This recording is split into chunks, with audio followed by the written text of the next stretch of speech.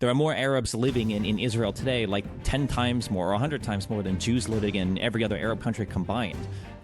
You can't help it. It is apartheid. It looks like apartheid. It behaves like apartheid. And it is apartheid. Yeah, but what's the alternative then? Does Israel force a peace agreement upon the Palestinians? They tried in Camp David. They tried with Olmert. But now they only build more settlements. That's the only thing that they're really done. The early history is muddy enough that you can pick out clear points to make either side seem wholly good or wholly evil. Okay, Gideon Levy and Stephen Bonnell, thank you so much for joining me today. Thanks for having me. Pleasure. I've spoken to both of you individually, and I've really enjoyed those discussions. I find you both to be very intelligent, good faith people with different understandings about the history of Israel-Palestine and different ideas for what a solution should look like. That being said, I know from speaking to both of you, I really believe that both of you respect Israelis, you both respect Palestinians, and you both want the best for both people.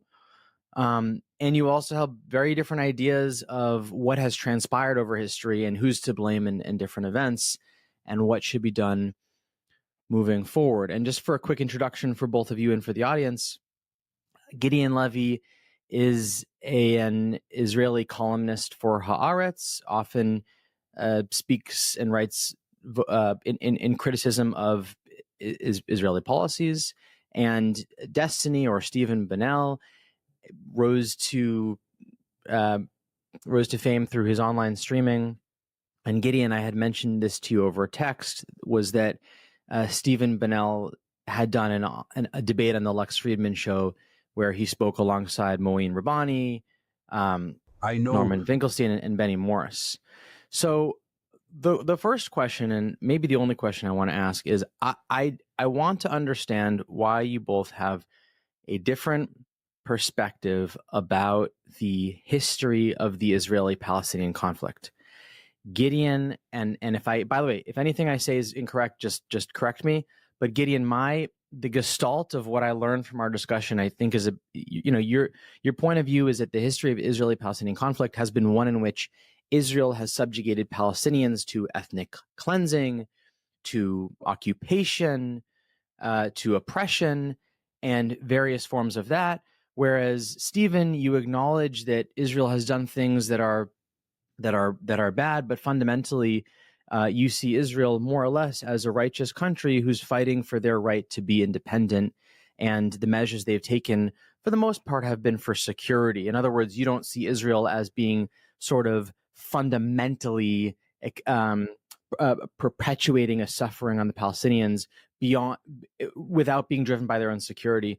So that's what I want to tackle today. What is the difference in those two narratives?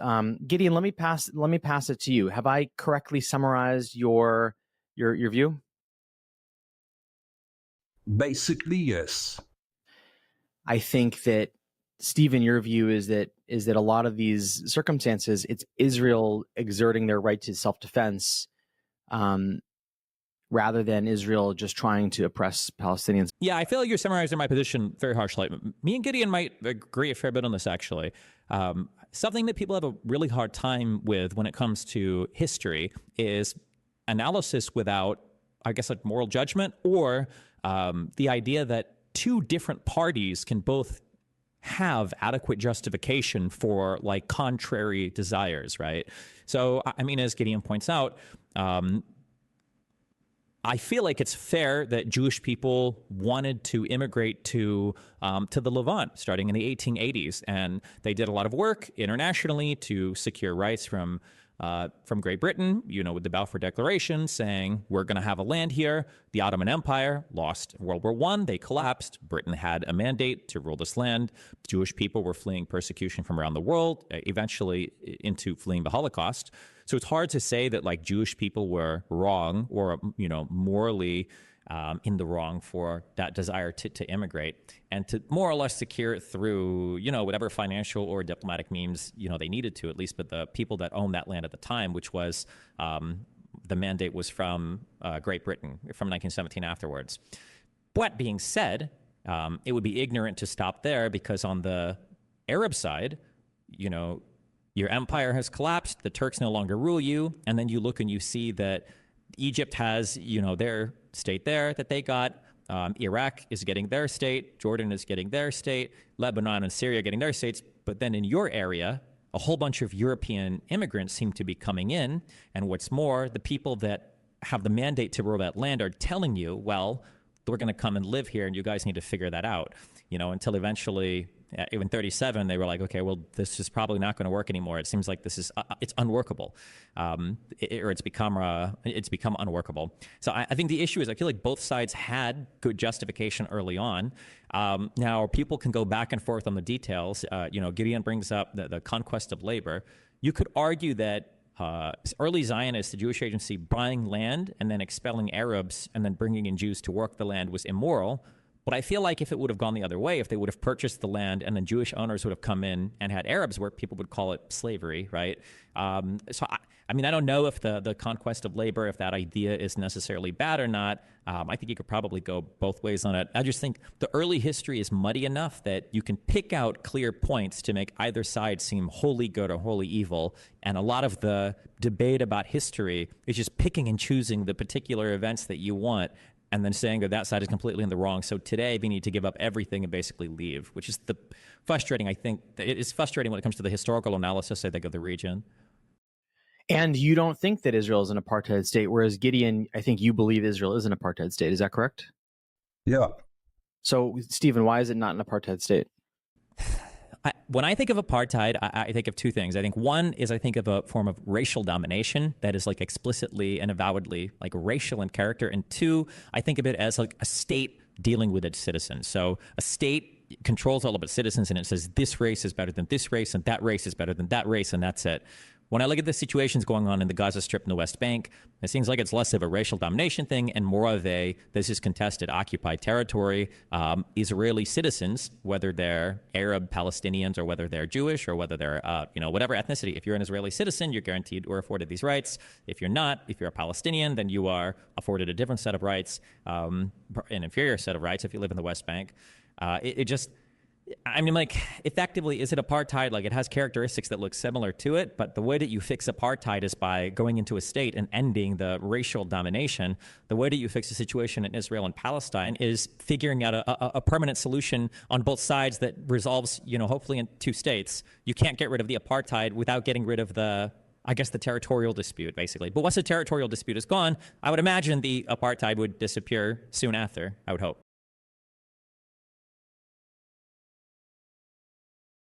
No, I'm a great believer in the two-state solution, but Israel spoiled it. Israel left no room for a Palestinian state. The two-state solution is fantastic, but I would like to tell Stephen, I don't know if you have been here. Have you ever been here? Yeah, I was out for 2 weeks, a few months ago, yeah. I wish I could go around with you to the occupied territories. And you would see in your own eyes two villages, one next to the other. One village which in its inhabitants has all the rights in the world, all the resources, citizenship, freedom of movement, everything.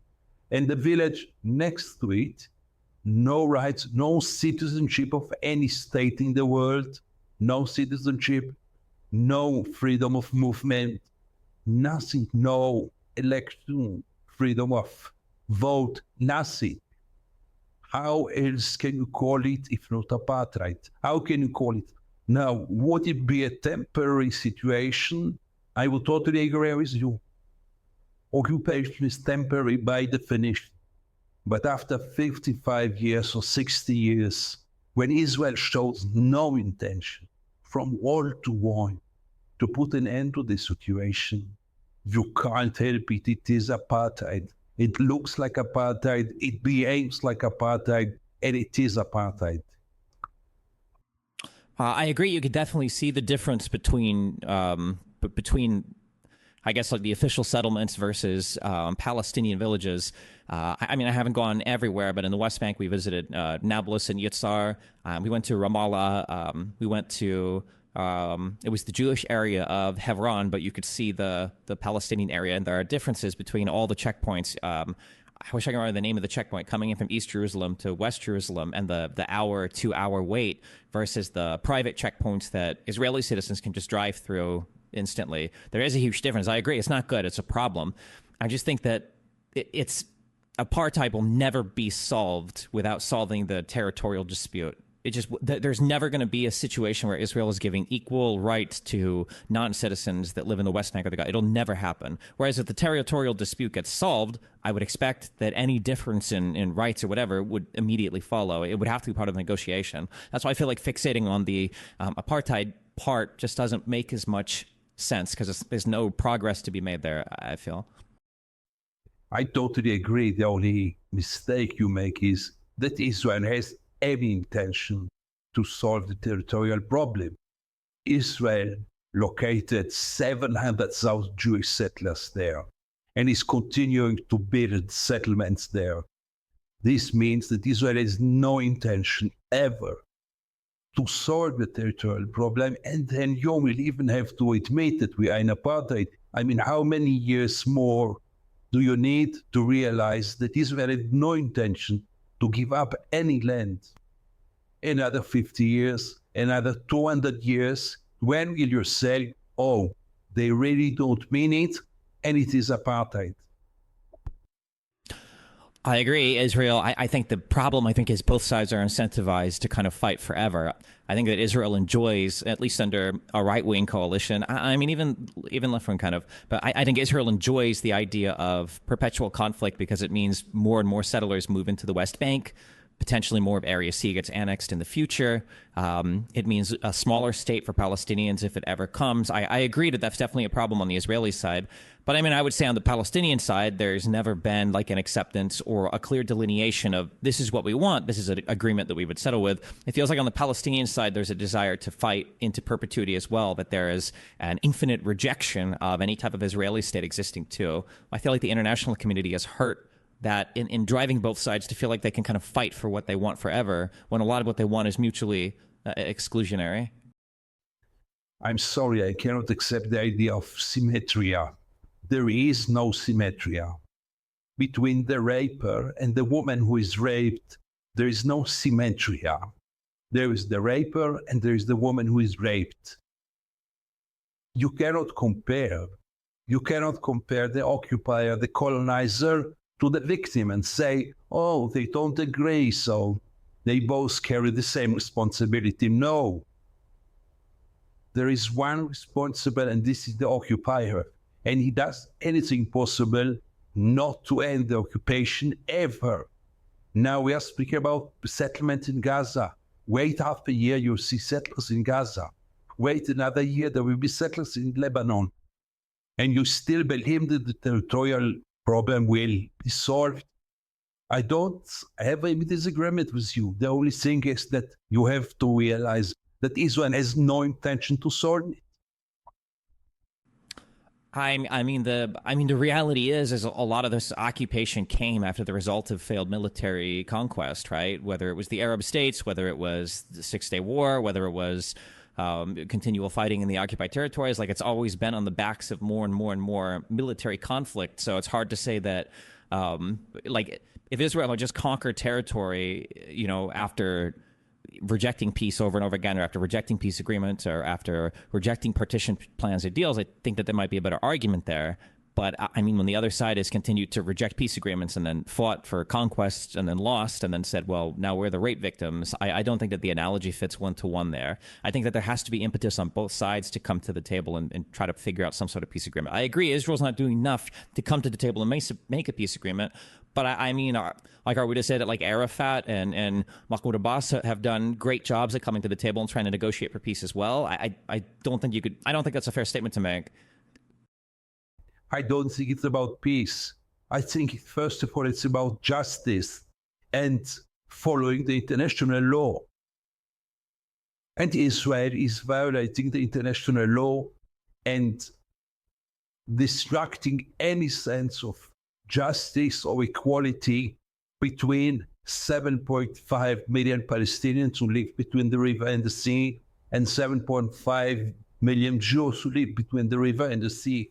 We are equal in figures, and there is the Jewish supremacy which kills everything, and Israel has no intention to change it. And therefore, to speak with all the respect, not a lot of respect to you, as you know, you are from the UN. Oh, they are both parties. Both parties should negotiate. It's even not about this. It's about creating justice. Did you say it about the blacks and the whites in South Africa? Did you say they carry the same responsibility? Did you blame the blacks? Did they negotiate with the whites? No, but I don't think the South Africa situation is comparable. I don't think that the Palestinian starting position is comparable to the ANC. I don't think that, I feel like that's a bad equivalency. I think that's been drawn for, 50, 60 some years. I think that, I mean, we can speak about international law, but the reality is nobody in that region takes international law seriously whatsoever. So the idea that the impetus is on Israel to follow, whatever UN resolutions, when you've got, mass slaughter of Syrians to the north, when you've got starving children by the tens of thousands in Yemen and the southeast, when you've got Hamas that's being funded and supported by the Houthis, by Hezbollah, by Iran, by Assad, I think of the idea that, like, well, Israel needs to follow international law and just do X, Y, and Z when no one else in the region is going to. Historically, that's just never how any of the peace agreements in that region have gone. With Sadat and with the King of Jordan, the peace agreements that Israel's made with other countries haven't been because of international law. It's because leaders have stepped up and got together and really hammered out, like, this is what an agreement is going to look like. And I don't know. I mean, the real elephant in the room is the right of return. I don't know if Palestinians are ever able to accept any sort of, like, long-term peace agreement that forgoes this infinite right of return for the land of Israel, or made a year in agreement that they should be allowed to have 4, 5, 6 million people come back into Israel proper. Or do you think that Israel should exist as, like, a state for Jewish people, or should that idea be abolished? Israel abolished it. You can't be a Jewish state and control an equal size people without any rights. You want a Jewish state, you have to have a Jewish majority. We don't have it anymore. So what kind of Jewish state is it? I don't need a Jewish state. I need a democracy. I need a just place. But let's live it. Those who dream about a Jewish state should separate from the Palestinians. If they don't do it, they are leading an apartheid state. Do you think the majority of Jews would feel comfortable in Israel living in, like, a state that no longer explicitly protects like a Jewish character, like one that's just a pure democracy with an equal, or where Jews are an ethnic minority? I think that in New York you could live very easily and feel the Jewish nature of New York. What does this have to do with politics? We will be here in Jewish. I mean, whoever wants to feel Jewish can feel Jewish in New York, can feel Jewish in Israel. Many ways to feel more Jewish in New York than in Israel. The Orthodox feel more Jewish in New York than in Israel. But in any case, it's not about religion. It's about being a democracy. You mentioned all the countries around us, according to the international law. The only difference between Syria and Yemen and Libya and all those countries is that Israel claims that it is part of the West, that it is the only democracy in the Middle East. We are not compared to Syria. We are the darling of the West. We are financed by the West and supported by the West and armed by the West. But we are not ready to accept the basic values of the international community. Nobody thinks that Syria is part of the liberal world, but Israel is, and it's a backyard. It has this brutal regime. So how can it go on like this? You suggest the Palestinians will wait another 10 generations until something will happen? What do you suggest to a young man of your age who lives now in Jenin or in Gaza? What is he supposed to do? I mean, I understand what you're saying about how Israel fancies itself as a Western nation and should live up to maybe a different set of standards, but I mean, the reality is Israel is also surrounded by nations that don't hold themselves to that standard, and I feel like that's it's a challenging situation to navigate. Insofar as, I mean, what do you suggest for young Palestinians to do? I mean, there's a whole ethos, there's a whole history of a kind of attitude, I guess, towards the existence of Israel. But I guess in my mind, and obviously I don't live there, but the feeling I get in reading and talking to people and looking at the political discourse and looking at the historical political discourse is it feels like the Palestinians there have never truly accepted the idea that any Israeli state will ever exist. And as long as that idea is not only pervasive, but in a way kind of encouraged by the international community, I feel like you're giving them enough to just keep the conflict alive. Why try to build, another state? Why try to build a city that's prosperous? Or why try to do anything when the whole goal needs to be resistance, resistance, resistance, and fighting against Israel? How many Israelis do you think accept an existence of a Palestinian state, accept the fact that Palestinians are human beings? How many Israelis are like this? You really think it's the majority? I mean, situations on the ground can change fast. I don't know what the current polling is. I don't think there's high polling for 2 states for either side. But historically, if you look at negotiations between Arafat, between Mahmoud Abbas, it doesn't seem like the Palestinians have ever put anything on the table saying this is what we would accept for a 2-state solution. This is the type of deal that we would accept. It's always this like reject, accept 2 years later, and then continue the conflict. Like, I don't know what the actual if I were to ask, do you know what what is it that Palestinians would want that would satisfy them for some type of final arrangement? And what would the Israelis want?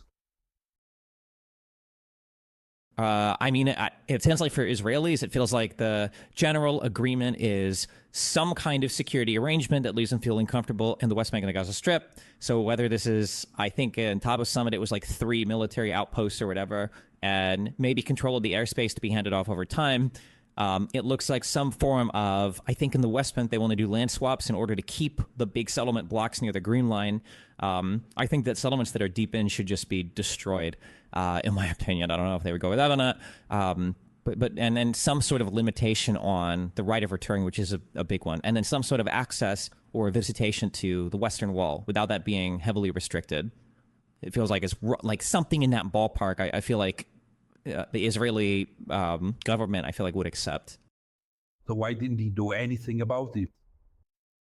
They tried in Camp David. They tried with Olmert. But now they only built more settlements. That's the only thing that they really done. They built more and more settlements in order to sabotage any chance for a full partition. What Israel said is totally irrelevant. Israel under Labour, under Likud, did anything possible to prevent any chance of partition. I agree. The explanation of the settlements, I think it was a disaster in the West Bank. I don't think nobody intelligent should... Wait to be blamed on this. Who can be blamed for this? I mean, people that want to push settlements into the West Bank, right? I think... We all carry this responsibility. All of us Israelis are settlers because we enabled this. Sure, but I mean, the Israeli argument is that violence never completely stopped from the Palestinians, that Arafat was always, hungry to push another deal off and see violence erupt, in a second intifada from 2000 to 2004-05, that, there's always been this kind of like the Fedayeen mindset of like the attacks and the pressure and everything else. So, I mean, I feel like depending on what you want to pick and choose from, both sides can say, look, they messed it up. Israel kept expanding the West Bank. Palestinians kept doing terror attacks. And every time one side would kind of like control their side a little bit more, the other side would push more. And it's like this back and forth. And it feels like if people are looking for excuses, there's always a reason to blame somebody and then not do anything, which I feel is just really toxic. You mentioned security. What's about the security of the Palestinian people? Who is about to guard, to protect the 3 million people of Gaza? Who is about to protect them? Who is about to protect the 3 million people of the West Bank? What about their security? They are in 100 times more danger than we Israelis. What about their security? They don't have the right for self-defense? one day? I mean, the issue is bad right now. I agree it's not ideal, but if you were to swap it, like, who do you think lives in more security? Do you think Palestinians in the West Bank living under Israeli, I guess, subjugation, or if it was Jewish people living in the West Bank living under Palestinian subjugation? If Palestinians owned Israel and the Jews were in the Gaza Strip and the West Bank, do you think the situation would look the same or worse? But we are speaking about a certain situation in which 40,000 people are slaughtered in Gaza, and the whole world speaks about the security for Israel. Does it make sense? Yeah, I think it does, yeah. I think that the fear is that, at least historically, it made more sense that Israel was a state that was looking at enemies on all sides and is facing potential annihilation at any point in time, where its people can't go anywhere else because they felt like they've been victims of the world. How true is that narrative today? Probably not as true as it was in the 30s and 40s, probably not as true as it was in the Six-Day War on Yom Kippur, but I mean, yeah, I think there's some truth to that.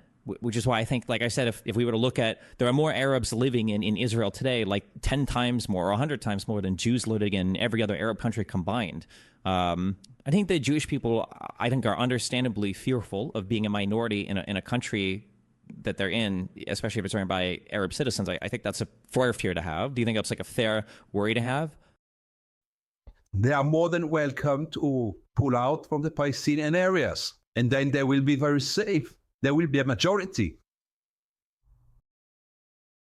For sure. I was thinking in terms of because it feels like any peace agreement that the Palestinians want to make demand like an unlimited right of return to the land of Israel. That's what it feels like. I don't think there's ever been a Palestinian delegation or a negotiator that has said that they're willing to give up some amount of right of return. So it feels like there's always like 5 to 7 million Palestinians having the right to move back into Israel proper, if any like a peace agreement is actually made. Except of one Palestinian, and his name is Mahmoud Abbas, who said it clearly that he gives up the right of return.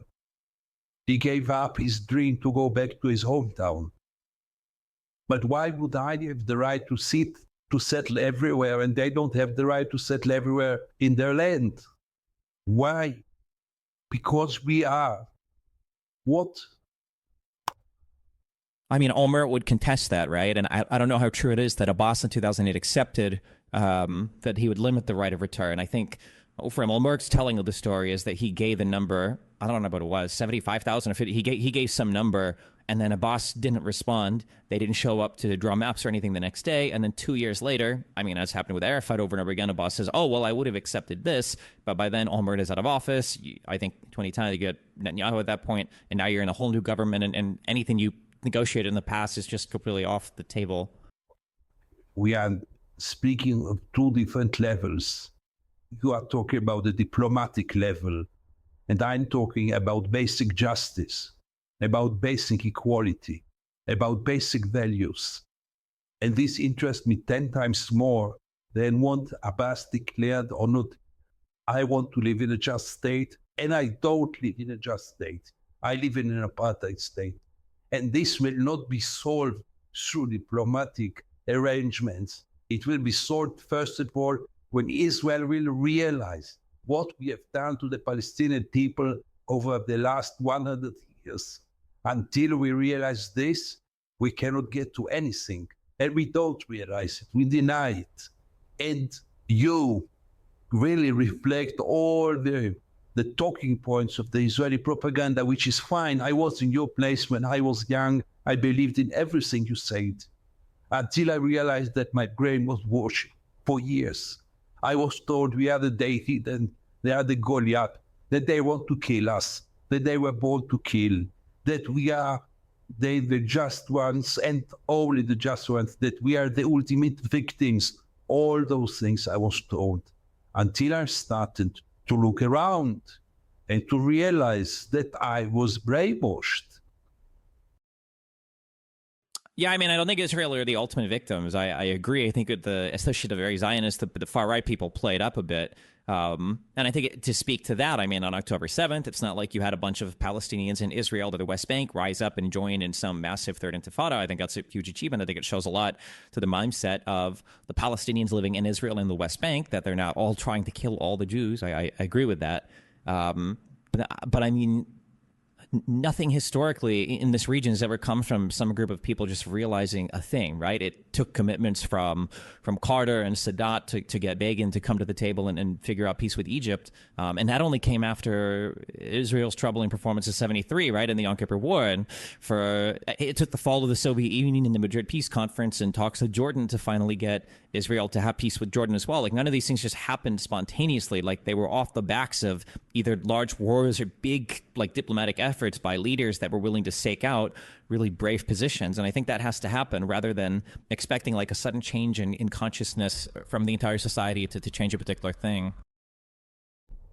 So by and large, Stephen, you are comfortable with the state that the mass killing, I don't want to use the word genocide, even though there's genocidal elements who killed masses of people in Gaza, who distracted the whole Gaza Strip, who is now doing the same in Lebanon. You are comfortable with this. You really believe that it's all because of self-defense, the right for self-defense. You really believe that Israel is still the victim and the Palestinians are the evil ones. I don't know where to start even. I mean, I'm not comfortable with it. It needs to change, but just paying lip service to it and saying it's a horrible state of affairs doesn't do anything. If that would have worked, then we would have seen peace between Israel and the Palestinians, I don't know, 24 years ago with the boss. We would have seen peace, with Arafat. We would have seen peace with the boss. We would have seen peace with the Great March of Return. It just doesn't happen. There has to be leadership that takes a brave step to change the state of affairs. And until both sides feel that impetus, that pressure, nothing is going to change. Just pointing at the situation and going, this is so bad, it hasn't done anything yet. Why would we expect it to do anything in the future? My main complaint to you is that you look at both sides as symmetrical, and they are not. I try to explain it and trying again. We are not two symmetrical parties who are struggling over one piece of land. Long time not. We are the brutal, forceful, strong, regional state, regional superpower vis-a-vis people who lives without any protection under the very brutal Israeli boot for decades now. And whatever he tried failed. They tried the resistance, they tried diplomacy, they tried the legal arena. Wherever they try, they have no understanding. And how do you get out of it? If you deal with both parties as equals, you get nowhere because we are not equals. There is the occupier and there is its victim. And nobody can deny it now anymore after so many years.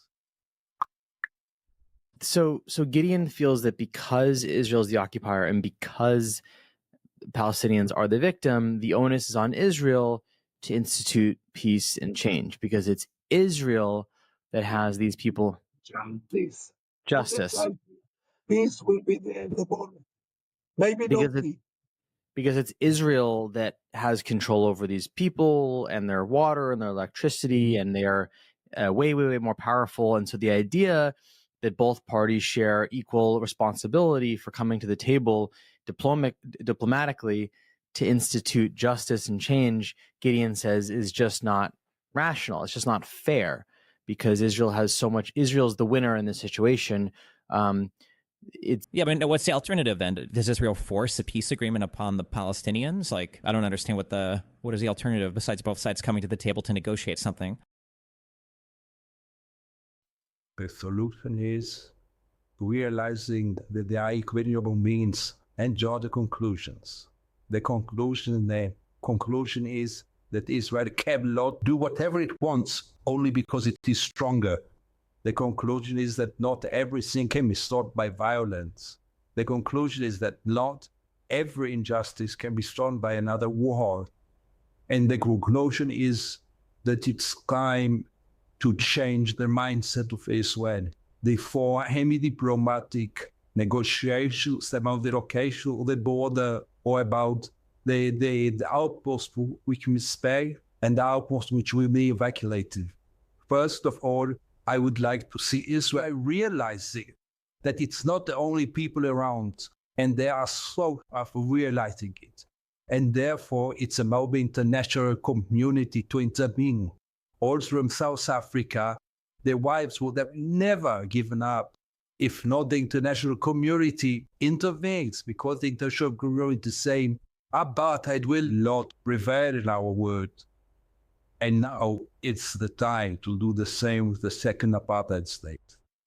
You say, well, it's not yet. You say it's not yet an apartheid state. You need more time to be sure. How many years? I don't know. The Palestinians cannot wait, but you can wait. Wait another 10 years, and then we meet again. And tell me, you know what? Because in a apartheid state. And then what? They weren't just accepted and continue to finance it. Why do you disagree, Stephen? Seems like there's a fundamental disagreement here. I mean, I think, but I don't think. Yeah, there's like realizing something is bad doesn't. What does that mean? Like, what does that materialize in? Like, if not some kind of agreement, like. So, Gideon, what is your proposal? Like, in make it as sort of material as possible. You know, is your proposal that that Israel withdraws from the West Bank and lifts the blockade? What in specific terms? What would the solution look like? Specific terms can be, first of all, putting an end to the siege of Gaza. That's out of the question. This should be the first step, I would think. Secondly, freezing all the settlements, not thinking one terrorist in the West Bank. Thirdly, deciding first with ourselves. Do we want to live in a democracy or in a Jewish state? Because both will go together. Those who prefer the Jewish state can continue with the occupation, but then it's not the democracy. Those who prefer democracy must understand that it's either ending the occupation or keeping equal rights to anyone who lives under the rule between the Jordan River and the Mediterranean. Equal rights, one person, one voice. That's my vision. It's now, things now far-fetched, but I think it's the last one remains, because it's either we are living in one state. For over 50 years, we are living in one state. The only question is, what is there a Jew in this state? I would rather see it as a democracy. The only alternative is an apartheid state. There is no way. So Israel and Palestinian, but first of all, Israel should decide what that's both. Where are we aiming? Another war and another war and another war. So Gideon said three things. The first, Stephen, is ending the siege in Gaza. The second is no more settlements in the West Bank, and Gideon even characterized the settlers as terrorists. And the third point is deciding whether we want a Jewish state or a democratic state, and Gideon's asserting that those are categorically distinct. And I think what Gideon is saying is that ideally, in his view, he'd have one state where people have equal rights. So let's just go one by one, Stephen. Like the siege in Gaza, probably, I don't know what the military objective is there anymore. I haven't followed recent news about it, but I don't know if there are any, like how much longer you're going to continue to conduct war there as opposed to moving on to the rebuilding process. So I think that Hamas, my understanding, has more or less been crippled in the Gaza Strip. The blockade should probably be lifted. Obviously, the siege and the military conflict should wind down. I think that's really agreeable. For the West Bank, I think that settlements freezing until an actual peace agreement is reached, I think is good. And that means like really freezing, not the half freezing they did, in like the 90s where they would say no more new settlements, but you could build a house like 3 kilometers away and then slowly build up. Like none of that goofy stuff. Like an actual freezing to the settlements, I think would be good as well. The third one, though, is super contentious. You can be a democratic state and still have an idea of like the type of immigration policy that you would support. There's nothing contradictory about having a state that protects a particular character, but also, is democracy. I don't think there's a contradiction there. Israel will never assimilate all 2 and 3 is 5. What is it? 5 million, I think, between the West Bank and the Gaza Strip. Will never assimilate all of those citizens into their government for one person, one vote, because obviously the Jewish character of the state would disappear immediately. And I think Jewish people, I think rightfully, historically, fear what would happen, whether it's historically as living under Arabs or historically just being a minority in any area. And 2, because there's absolutely no reason to think that if they were to live in that state and face severe problems, that the international community would help. It's very unlikely they would. It seems to be the case that the international community doesn't help help almost anybody in that region. So I don't think that idea that one state assimilation will ever happen, which is where I think it's probably important to move towards some kind of two-state solution for any kind of like actual realistic chance at a lasting agreement. The situation in which Israel is evacuating 700,000 settlers, part of them violent people, and all of them the strongest political group in Israel. Are you here? You really believe that this is possible? Or do you really believe that there is room for a viable Palestinian viable state without evacuation of all the settlers? But even those 20% of the remain will be populated with violent colonialists? I think there's plenty of room in the West Bank. There's a ton of room in the West Bank. The idea that it's some stripped land with no space for anybody, I don't think that's true.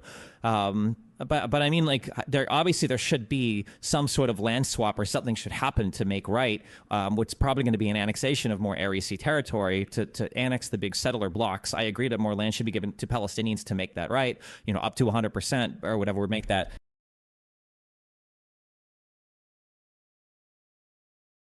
It's not a question of space. It's a question that there's no room which is Palestinian. It's all for resettlements. That you better clear. You cannot have a state with 700,000 people who will do anything possible, sabotage it. What kind of state will it be? Not to speak about the idea that should be dematerialized. I mean, Islam has the right to have all the arms in the world, and the Palestinian state, everybody agrees, should be dematerialized. Why? What about their right to save the friends? Oh, yeah, I would hope that the demilitarization thing would be an agreement that would ease over years. I guess as the security situation is assured on both sides. I agree that the West Bank should be contiguous, that the really deep... I think settlements like Yitzhar, like Ariel, there are deep settlements that I think should just be either destroyed or just given to whatever Palestinian state exists. I don't agree that you can create a West Bank that has all of these random Israeli outposts turned settlements like dotted in between. I agree that those should be gone. I think only like big blocks near the Green Line should be incorporated into Israel proper if an agreement is reached. But there's never going to be a one state. That will never happen, right? There's even moderate Israelis would never agree to be a minority in an Arab state. This would never happen.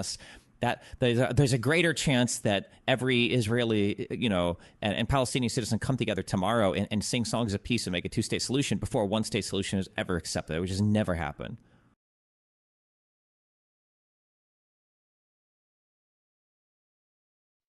Most welcome. I don't need it. But those who need it, most welcome. But then you have to live in a Jewish state, namely with a Jewish majority. It cannot be a Jewish state with no majority. Today we are... Yeah, I mean, there is a Jewish majority state right now, but it requires basically the subjugation of the people in the West Bank and Gaza, right? In Israel proper, I believe it's 7 million Jews and about 2 million Arabs. And then, or Palestinian Arabs, and then in the West Bank, I think it's around 5 million, and then I think in the Gaza Strip, I think it's 2 million, or it might be 3 million in the West. But basically, it would be about an equal number, a little bit favoring the Palestinians there if they were to incorporate everything, which, yeah, obviously, and then plus the right of return would make it so the Jewish people would completely lose their ethnic status and protections as being a majority there, and now they would be ruled by Arabs again. There's no way that even moderate Israelis would never accept that living condition, I don't think. So Jews from the whole world who have never been here have the full right to come here, and Palestinians who were born here, whose parents were born here, have no right to immigrate here. This sounds to you like justice, right? I mean, the reality is I mean, like they tried to separate the land in 1947, and the Arabs, they didn't want it, and they launched a war of extermination against Israel, and they lost. So I mean, like, this is the situation that we're in now. They tried it again in 1967, and they lost. So I mean, this is the situation as it is now. I agree, it's not ideal, but the idea that after losing wars like that it's like, okay, well, all of these refugees that we've like continued to extend generation after generation to, now they all want to come back and live in your state. I don't know any other state that would ever have such a condition like that. It would just never happen realistically. Well, I don't see the door of the week come, but then we did equal immigration policy. Wait, I don't believe. By the way, I don't think that all of them want to come. It's almost those demons that we bet ourselves, only to convince ourselves that there is no partner and there is no chance. But what, yes? Describe me. You can now decide, Stephen. What would be your then yesterday? What will be what in Israel? What was that? What would be your brilliant? What would be your intent? 10 years life. Assuming what? Nothing happens right now, or Well, Ian. right now, I think Israel is aiming towards destruction. I think that Israeli leadership has very arrogantly assumed that they can just kick the can down the road on the Palestinian problem and ignore it forever.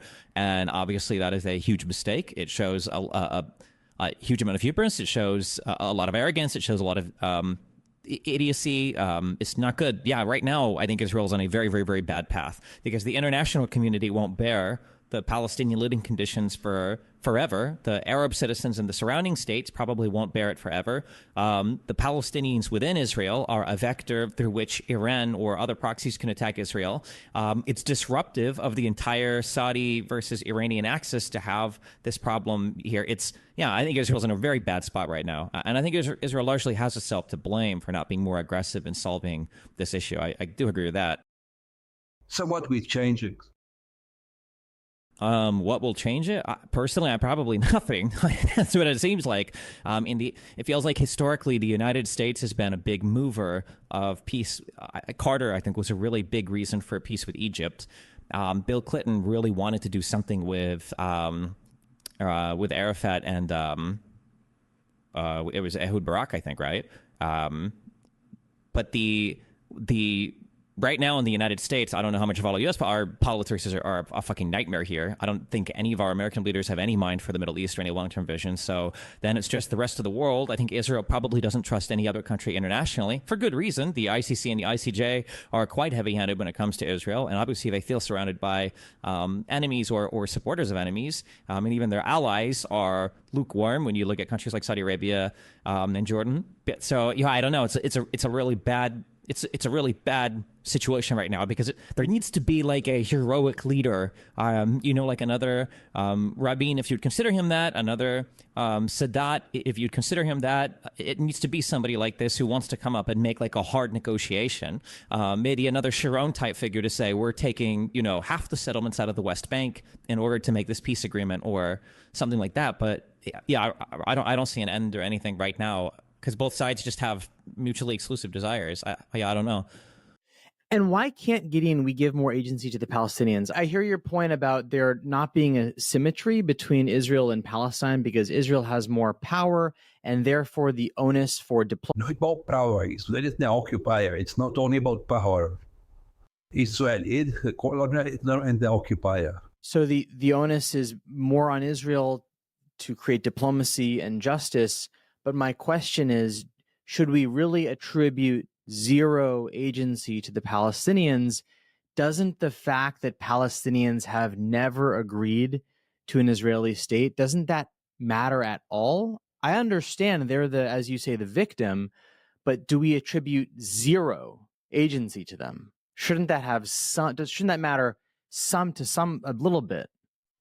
First of all, Arafat was recognizing the state of Israel, but I don't want to get to this corner because it's not about, when the Palestinians recognize Israel is saying it, but they don't mean it. And when they don't recognize it, then they don't recognize it. Don't think they're marginal. Is there a real will of Israel to perceive the Palestinians as equal human beings, yes or no? And the answer is no, with the capital N. And as long as this is the situation, no diplomacy will solve it, unless the international community will decide that apartheid state is unacceptable. But after what happened in Gaza and Lebanon, it is unacceptable that Israel will be part of the Lebanon world because it is gay-friendly. And then we'll see what will be the consequences. Israel will not wake up one shiny morning and say, oh, the occupation is not so nice, let's put an end to it. It will never happen. So what, Destiny, do you agree? No, I mean, conditions on the ground can change dramatically if the leadership is there for it. But that, I mean, you have to have the leader. Like, no, but I don't think anybody would have thought that Israel could have ever been at peace with any surrounding Arab states. And it took a huge commitment from Sadat, going before the Knesset and speaking to Israelis, and the suspension, I think, of Egypt from the Arab League for, I think, a decade, for him to do that. And it was a really big movement. And it showed that there can be a country that can be at peace with Israel. I think that Begin said, I think he said he would never give anything up to an Arab state, and they ended up giving back the entire Sinai to Egypt. I mean, like, it can happen. I mean, Sharon's decision to disengage from Gaza was incredibly unpopular. But I mean, he did it. It was probably for the best. He wanted to probably disengage from the West Bank too. That would have been probably even better. I think he ended up pulling out like 9 or 10 settlements. But there have to be brave leaders to do it. Like, there is no Holocaust without Hitler. There is no, peace in the Middle East without Carter and without Sadat and without Begin. There is, like, you need these people, you need these leaders and these figures to come up and make these brave commitments. And the people will change accordingly. The people's moods and minds will change, I think, if leadership is there. Like right now, if you poll people, nobody is in favor of a two-state solution on the Palestinian side or the Israeli side. But if they came out tomorrow that Netanyahu and Abu Mazen came out and they had agreement and they were like, hey, listen, this is what we have. We've agreed to literally everything. You're not going to like some of it. They're not going to like some of it, but here it is. I think people's minds would change very quickly if that was like 100% on the table, ready to be agreed to, and everybody was okay with it in leadership, I would say. Yes, but listening to you,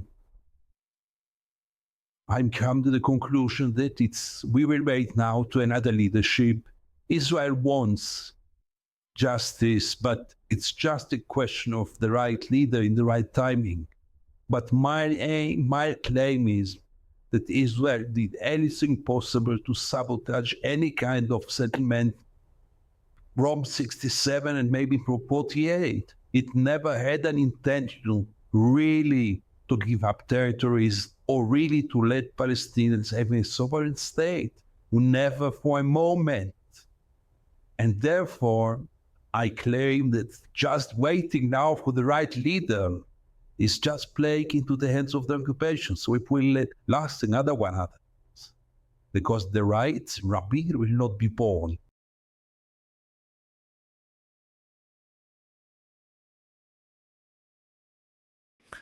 I think that sabotaging is a rough word, but the way that I would describe it is Israel will like grit its teeth and accept peace. But if the Arabs want to fight, Israel welcomes the fight because it's an opportunity for them to expand kind of their hold on things.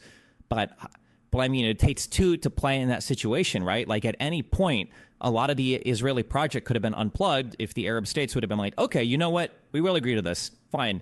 In Lausanne in 52. Fine, take the Gaza Strip, turn 1,000 Palestinians. Here's your territory. Boom, that's a state. And then you're done. And then you make your Israeli state, and that's it. And Israel doesn't get to expand into the West Bank because there is no 67 war because there's peace. But the Arabs have always been willing to fight because they've never accepted peace. Israel's always been willing to return the fight because it means that they get to expand with this like righteous anger. And both sides have just, been fully incentivized to fight with each other. But as time has gone on, it hasn't gone well, I think, on the Palestinian side. That's why you've seen all of their allies drop off, on the Arab world, where they're finally like, okay, well, fighting with Israel kind of sucks. We're done with it. And now the only allies that are in the Palestinian corner are Iranian proxies. It's not good. And I'm not even trying to say one side is necessarily right or wrong in all of that. I mean, I understand why the Palestinians would fight. Of course, you've got a bunch of Europeans that are coming to settle your land, and they bought shit and they kicked you out, and you're like, well, screw this. Like, yeah, of course we're going to fight. But I mean, at some point, it has to something has to be figured out, permanently. And yeah, Gideon, what Stephen's saying is that the Arabs have always been willing and trying to fight and not accepting anything, and that's the other half of the puzzle. Do you disagree with Stephen? I make a separation, a differentiation between the Arab states and the Palestinian people. The Palestinian people are struggling over their rights. It's the most legitimate struggle. And by the way, even according to the international law, which is irrelevant, there is the right to struggle also in a violent way if it's about checking your rights. They are starting over their rights and they will not stop. I hope they will not stop. The American natives gave up. Maybe the Palestinians will give up one day. Maybe their fate will be the same. But meanwhile, they will continue to struggle. And my main cause is to try to get them their basic rights one way or the other. And it's not about having peace with them. It's about giving them what any other country, any other people in the world deserves. Imagine yourself, Stephen and Jake. They are, I think, the only people in the world without citizenship. Can you imagine yourself? They are not citizens of any state. What does it mean? How can the world accept such a phenomenon that 5 million people have no citizenship? What is it, if not apartheid? How will you call it? Not for a, interim period of time, but permanently no citizenship, no passports, no right of anything. Can it continue like this until the leadership will emerge? Yeah, I think we've said our wagers about it. Yeah. Okay. So but you think it's bad, right? Okay. I tend to try to drill into things a little deeper than. We agree on this. That it's bad. So one more point is use of force by Israel against Hamas and Hezbollah. I think Stephen thinks that Israel's actions are some form of justified. I think, Stephen, don't let me speak for you. I know that you've been more. Of course. Yeah, against Hamas and Hezbollah, sure. But people obviously can argue over what that looks like, yeah. Yeah, and to the degree to which it's, I think you guys both agree that what's going on in Gaza is going a little bit far. Maybe they should stop the siege. But more broadly speaking, Stephen, you see Israel's response to Hamas and Hezbollah in the way that, any state has the right to defend itself and would if they're attacked by terrorists, right? There's no state in the world that wouldn't launch a counterattack if there's rockets flying into their country. But Gideon, I think you see it differently, right? I mean, how do you see Israel's response currently? What's going on in Lebanon and Gaza today? Is it crazy for me to say that's Israel's self-defense? What is it? It's not a question of the right of self-defense. Sure, Israel has the right of self-defense. Sure, no country would remain indifferent after such an horrific attack like on the 7th of October. But this does not mean that after the 7th of October, Israel has the right to do whatever it wants. This does not mean that Israel has the right to kill 42,000 people, 17,000 children. What is it? Can they all be out of self-defense? This is unacceptable. And more than this, I want to ask, do you really think that Israel is a more secure place today than 1 year ago? I doubt it very much. Your thoughts, Stephen? We can get into the whole war numbers and what's a good number of civilian deaths and not a good number of civilian deaths and whatever. Obviously that's a whole other conversation. Is Israel more secure now than it was a year ago? Probably not. I don't even know if the people living there would feel that way, but I think they would probably rather be in a country where they feel like they can fight for their security rather than just being subjugated in other countries to the whims of the people there, because obviously historically for Jewish people that doesn't seem to have gone very well. But do you think that Israel has been justified in their actions in Lebanon this last 2 weeks, killing Nasrallah, killing all these leaders of Hezbollah, having a ground invasion in Lebanon? Hezbollah is a cancer on the Middle East. It's a cancer to Lebanon. It's a cancer to the Arab citizens of Syria. It's a cancer to Arabs and Israeli citizens in Israel. Hezbollah. I have no love lost for Hezbollah. Yeah. What do you think, Gideon? I totally agree. The only question is, was it clever to do it? Will it solve the problem? If it will be solving the problem, if you really think that Hezbollah will be crashed and disappear, it's very good with me. But I have my doubts. We have been in Gosim so many times before. Israel tried to change regimes in Lebanon. Israel tried to crash organizations, to encourage other organizations. It doesn't work. But if it will work, go ahead. but you think that it's stupid. I mean, you think that I think I've heard you speak about when they killed Nasrallah. You think it's exacerbating the tension, that it's escalating, right? That it's not going to have the consequences for Israel that they want. Just the opposite. Now Hezbollah is going to be more emboldened, and it's going to spur other terrorists to come out of the woodwork. History told us this, and more than this, it's very explosive. So why do you disagree, Stephen? Why do you think it's the right thing for Israel to be attacking Hezbollah in the way they are, when Gideon's saying that this could have the counter effect that Israel actually wants? I mean, I don't know if we disagree. If they want to attack Hezbollah, I think they have the right to. If they want to push the settlements back, not the settlements, but the villages that Hezbollah has built north of the, I don't remember the name of the river that they talk about a lot. The what? The Litani River. Yeah, if they want to push things back a little bit more there so they can feel more secure, they can do that. But it's like, I don't know if you've ever worked a job where you've got like the big like squeegees where you're pushing the water on the floor and it's raining outside. You're doing that, and it only lasts for so long. Like, it's not a permanent solution to anything. It's just, it's a temporary solution, right? I mean, how many wars in Gaza were there?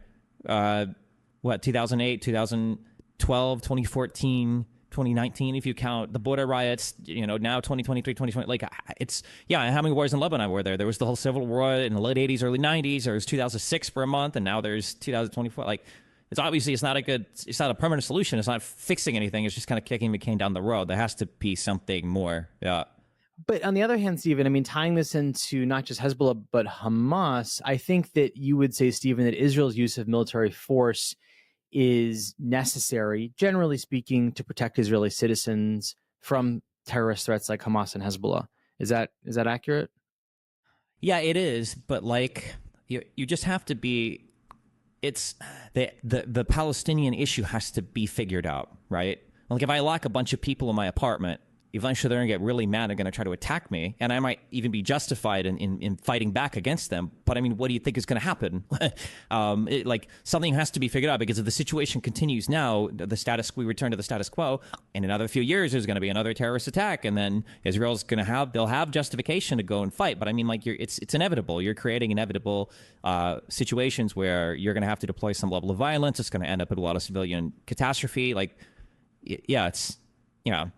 I agree on both ends. They have a right to defend themselves, but they're creating the conditions in which they're being attacked. It's stupid. So you guys, it sounds like, are in complete alignment on this. Well, but I place a lot of agency on the Palestinian side, and that I think they really do need to feel pressure to come to the table to negotiate something. I think it's a big. I think there's a big onus on them as well as Israeli leadership. Do you think they deserve any onus or responsibility, Gideon, to come to the table, even though they're the weaker? Sure. And they haven't, right? I mean, I think it's worth conceding that the Palestinians haven't ever agreed to an Israeli state, and even though they're the victim, they're the rape victim, however you want to characterize them, I don't think it's fair to give them zero agency. I think even if it's 1%, I think they deserve some blame, right? First of all, in Oslo, they recognized the state of Israel in the Oslo Accords, but I don't think it's important. And if they did, so what? It's about Israel changing its mindset. I repeat myself again and again. The problem is the Israeli mindset. And the Israeli mindset believes in Jewish supremacy. And as long as this is the case, nothing will change. I appreciate you guys doing this. And I try to find points of contention and then try to drill into them. But I was surprised to find how many areas of agreement you have. I mean, apparently, Destiny, you agree that they should probably pull back from Gaza, and that the way they're conducting themselves, even with Hezbollah, is not going to work out for them in the long run. It works out in the short run, but just not in the long run. Yeah. Yeah. And you both put blame on Israel, but I think what Gideon is saying is it's, I guess, not relevant, that they did accept an Israeli state in Oslo. Is that not a concession, Stephen? I mean, you said they've never accepted a Israeli state. I mean, that's a whole other talk, because from Oslo, from the Oslo period up to the Second Intifada, there's a whole range of disagreements over who sabotaged that process more. When I think historians will fight a lot, your Ilan Papes will fight against your Benny Morrises, your Abby Schleims will assign blame to both sides. That's a whole 50-year academic debate on who's to blame for that. Yeah. Well, like the Oslo Accords was supposed to end, I think, in 5 years. I think that was the interim period. Oslo 1 and then Oslo 2 came, and then you had like your redeployment in Hebron, and you had and then in 2000 when nothing happened, right? Well, now everybody's like, well, what the fuck? Like, people say that the Second Intifada started because Sharon walked, to the Al-Aqsa Mosque or whatever. But the reality is people were just really mad that there was no agreement after Oslo 1.